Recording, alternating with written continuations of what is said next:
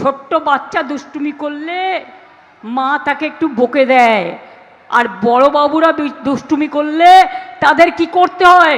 ধরে ধরে গণতন্ত্রের থাপ্পড় মারতে হয়। এটা মাথায় রাখবেন।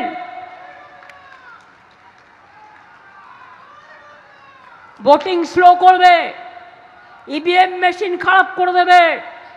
ইভিএম মেশিন খারাপ হয়ে গেলে ওই ইভিএম মেশিনে কেউ ভোট দেবেন না, সারাতে আসলে সারাতে দেবেন না, নতুন মেশিন আনতে হবে।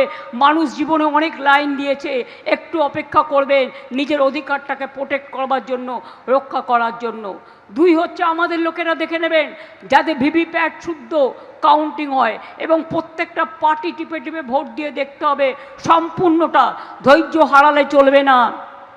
কাউন্টিংয়ের পরেও বদমাইশি করতে পারে, স্লো কাউন্টিং করবে আর স্লো ভোটিং করবে। এক পক্ষ বিজেপি পক্ষ, মনে রাখবেন দেশে কোনো নিরপেক্ষতা কিচ্ছু নেই। সংবিধান শেষ করে দিয়েছে, গণতন্ত্র শেষ করে দিয়েছে, কোনো কিছু নেই। আমি তো রাস্তা থেকে সুপ্রিম কোর্টেও ছুটে গিয়েছিলাম, কোনটা নিয়ে লড়াই করিনি। আমি লাস্ট পর্যন্ত মানুষের জন্য লড়াই করে গেছি, আবার করে যাব, চিরজীবন করে যাব, যতদিন বাঁচবো করে যাব।